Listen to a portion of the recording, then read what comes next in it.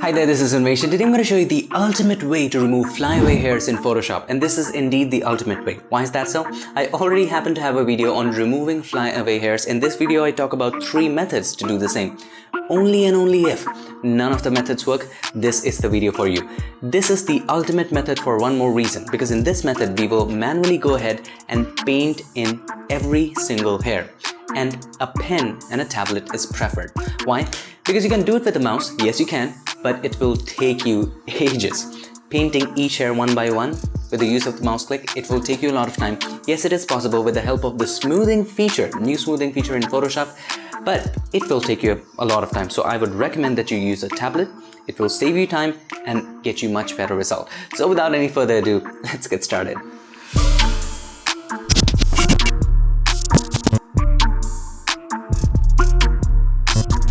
So here we are in Photoshop, and here we have an image which we already retouched. So let me show you the before and after. So this is the before and after retouching. Now, after you have done all of retouching, let me show you what I did in this case. I did the eyes, teeth, eye white separately, and I would recommend you watching this playlist about retouching portraits. Lots of tutorials in there. So if you want to learn all of it, watch the recommended playlist at the top, or the links are in the description below. All right. So once you do all of the retouching, let me just collapse that. The first thing that we have to do is to create a stamp visible layer. To do that, press Ctrl, Alt, Shift and E. Command, Option, Shift and E if you're using a Mac. Now let's work on the background. As you can see in this image, the background is pretty dark. How about making it completely black? So let's go ahead and create a curves adjustment layer. Click on the adjustment layer icon and choose curves. I'm going to pull it down from the left so that the background becomes completely black. You can hold the Alt or the Option key and move this slider at the bottom to see which areas are losing details. Okay, now the background has gone completely black and I kind of like it. But at the same time, inside of the image, areas are getting very dark. Just like the eyelashes, they're losing the details. We don't want that to happen. So how do we tackle that? Very easy. What do we have here? We have a mask. So make sure the mask is selected, and then all you have to do, select the brush, okay? Make it a little smaller by holding the Alt key or the Option key. The right mouse button, drag it to the left to make it smaller, drag it to the right to make it bigger. If you're using a Mac, that would be Control, Option, and then drag with the mouse button. If you're using a Windows, that would be Alt key, right mouse button, drag it left and right. So let's make it smaller a little bit, and then just paint over the image. Make sure the flow is high all the way to 100, and then kind of erase it from that of the image, from the inside of the image. Easy stuff. Super easy to do. You don't have to be like super accurate in this case. You can increase the brush size and do it much more quickly. But here we go. We have done it. And the background has also become black. But we still have these hairs that we kind of have to remove. So the next step would be, let's combine these two. Let's just merge them. Select both of them. Press Ctrl or Command E. We merged them. Now, all we have to do, we have to put the subject on a separate background. Now, let's make a selection of the subject. Let's collapse it down. Now, we can use any method to make a selection. What I'm going to do, I'm going to use the Select Subject function. It's a very, very amazing feature. You can choose the Quick Selection tool and click on Select Subject. And Photoshop uses its artificial intelligence and those mathematics and algorithms to kind of make a selection of the subject. And it did a pretty good job, right? So let's put a click mark. Let's click on the mask button to create a mask out of it. Now we have a mask. Now what I would suggest you to do, just turn off all of these layers. Create a layer, a solid color adjustment layer beneath these two. So let's create something black. Okay, pretty good. So we have the subject on a separate layer. Now, as you can see, the selection is not very perfect. So what we can do, we can bring in back some of the areas because the background is already black. It doesn't really matter. Select the mask and then take the brush, okay? Make it a little smaller, just like so. And make sure the foreground color is white. And just bring back in some of the edges right from here. It did a pretty good selection. We don't have to like work on it so much. Okay, we got them back. Don't worry about the hair right now. Don't do anything to the hair. Okay. All right. Now, here's what I would suggest. After you have done all of that, we have to extend the hair. Okay. just extend the hair. So turn off the mask. How do we turn off the mask? Hold the shift key. Turn off the mask. Come back to the image. Then we would go to filter and then liquify. Now this is going to be fun. Go to filter and then liquify. Now inside of liquify, first of all, let's zoom in by pressing Ctrl or Command plus. Bring it towards the hair using the forward warp tool, the shortcut to which is W. Make the brush a little smaller. Just extend the hair a little bit. Okay. Don't extend the head, just the hair. Let's make the brush a little smaller. Push back in the head like so. And extend the hair. You'll understand why I'm doing this. Because we're going to create a mask and paint back in some hair. And for that, this will be a crucial thing to do. Slowly and gradually, nudgingly, do it. Okay. Now once you have done that, hit OK. Okay. Now we have extended the hair. Now you can turn back the mask on by holding the shift key, clicking on the mask back again. Now this is kind of crooked. Don't look at it right now. It doesn't really matter at this point. And above all, what you can do, you can select the mask. You can erase even more hair. You can take the brush, make it a little smaller with the black. You can just erase more hair like so. Just erase it. Because we're going to paint back in the hair. Okay. This is just to give you some guidelines on where to just erase.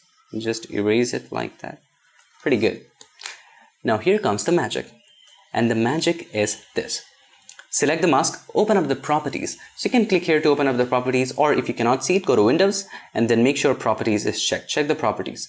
Now inside of the properties of the mask, make sure the mask is selected. Decrease the density so that you can see a little bit of the areas that we are hiding behind the mask. See, those are the areas which we are hiding. Now we have to paint back in the hair in those areas. And that's when we need a pen. Okay, so let's zoom in quite a bit. Now let's keep in mind the brush setting. So we would select a brush from here which says something like soft round pressure opacity, or let's go for this one, soft round pressure opacity and flow. So you can select any one that you like, and then we would go to Windows and then brush settings. Now inside of brush settings, we would click on transfer and we will make sure that the opacity and the flow are at pen pressure. Okay, both of them set at pen pressure. And if you're not using a pen, this won't show up. Okay, and then shape dynamics, size jitter. You can also set that to pen pressure. Okay, brush tip shape. I would decrease the size to 11 pixels. See how the hair will look. I would go to somewhere around 8 for this image. It totally depends. You can change this while you're painting. And hardness a little bit, I'll increase it. Okay, that looks wonderful. Now let's paint here and see whether it looks natural or not. So we will paint in white. Make sure white is the foreground color. We'll try to paint in white. Now it doesn't look right. So we'll just decrease the number to 7-ish and see how that does. Yeah, it does a pretty good job. But then again, nah, I don't kind of like it. I'll just go 6. Okay, that works. Maybe 6 or 7. 6 works fine for this image. And then once we are ready, once these settings are done, then just collapse it and then just start painting the hair. I just went back a little and start painting the hair like so. Now it's going to take a while. Now it's difficult to paint in some direction, so we can rotate it by pressing R and then rotate it the way we like it, the way it's going to be comfortable to us. We're not actually rotating the image, we are just rotating the view. Let's move back to the brush and simply just keep on making the strokes like so. Easy, right? Stay inside of the borders here. Just stay inside of the borders. That's the general rule. At this point, I think I would go with a higher size. Maybe I'll go with 7 and then keep on doing it with the brush. So paint in loops. Paint in the directions of how the hair is in that area. So in this area, it's a little straight. So I would paint a little straight, something like this. I wouldn't paint the whole area for you. I'll just show a small area so that you can just take your time and do the whole area later. So this line doesn't look great, so I'll just go back. So I'll rotate that back again, something like this, and then we'll move forward from here. Rotate it just like that.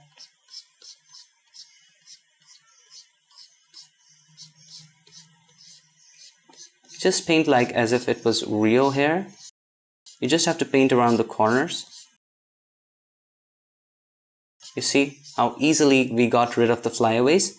I would rotate it this way back again, a little bit this way, and then for some extra loops, paint in a little lighter, get some extra loops going, paint it inside a little bit, a bit.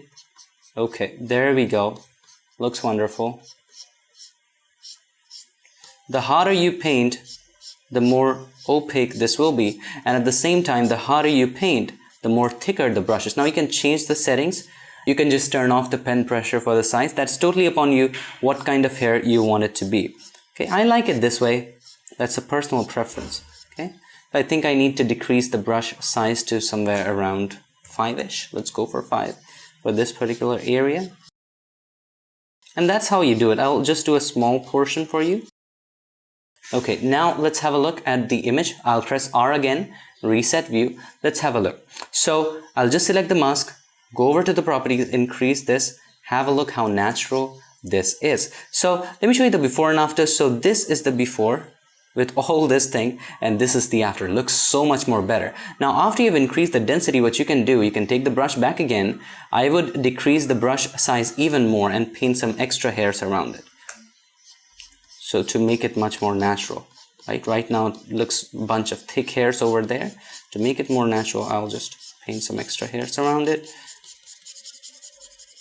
Paint, fill in a little bit inside in the direction of hair. Just sketch in like that. Now this is not easy. I have to say that.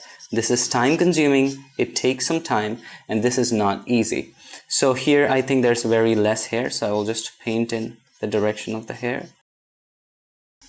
See, when the hairs are in great shape, usually there are not a lot of flyaways, so we won't create so many ups and downs over there. Just a little bit of it, and we'll keep it close. Now once you have done this, what I would suggest you to do is to show just the mask by holding the Alt or Option and clicking on the mask, whether this line looks great or not. See, there's a lot of gap we need to fill in, so in this case I'll just make the brush a little bigger and fill in those gaps. Simply like that. Easy stuff, very easy stuff. I mean, fun stuff, not easy to do. It's simple, not easy. All right, let's turn this back on and see how that looks. Looks pretty good. Okay, make the brush a little smaller. All right, now to add much more realistic effect, actually we did that area. To add much more realistic effect, I would create one more layer on top of that. Okay, and with the brush, the same brush, I would sample this color around that. So hold the Alt or Option to open up the eyedropper tool, sample this color. So in the eyedropper tool, make sure you have selected not point sample, but something like 3x3 would be good. Okay, in this case. So 3x3 selected, take the brush, make sure the brush is smaller, something like 5, or in that case, I can also go 4. And then just on a separate layer, just sample this and paint over this to add a little bit of extra realism, right? Really helps. I would rotate the image this way a little bit, take the brush back again, sample this color, paint along this line, sample this color, paint along that line. So keep on sampling and keep on painting over it.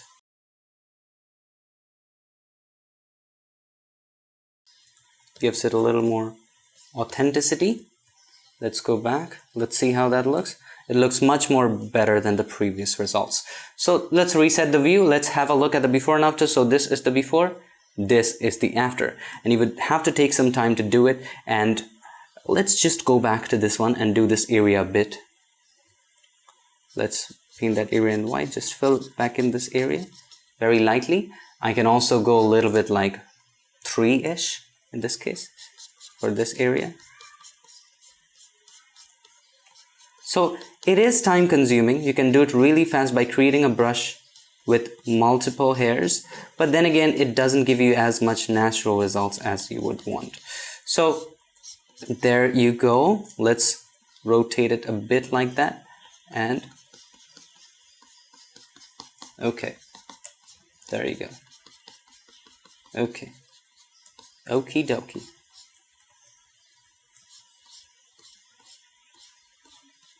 Alright, let's rotate it back, reset the view, and let's have a look at this, the final look. We need to paint back in some areas. At the end, I would suggest again, you would open that up by holding the Alt key or the Option key, click on the mask, and then make the brush a little bigger, and then fill in these areas which are left out.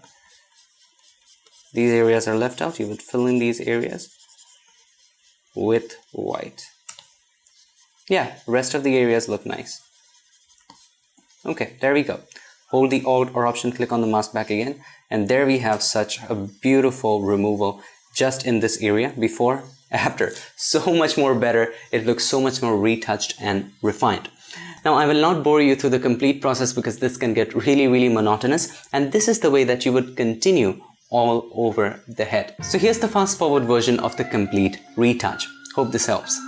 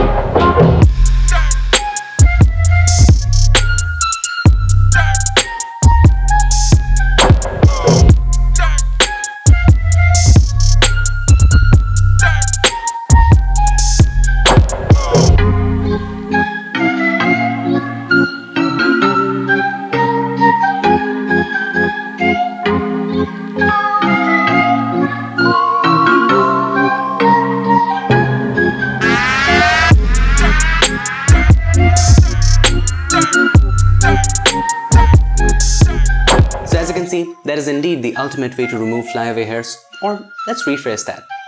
The ultimate way to repaint the hair actually. So that's how to do it. Hope this video helped you, and if it did, make sure to give us a like, and also do not forget to subscribe, and not just subscribe, ring the bell so that you, my friend, don't miss a thing. I would like to take this moment to thank all these nice people for supporting this channel on Patreon and helping keep PiXimperfect free for everybody forever. Thank you so much for watching. Thank you so much for all the support. I'll see you guys in my next one. Till then, stay tuned and make sure that you keep creating.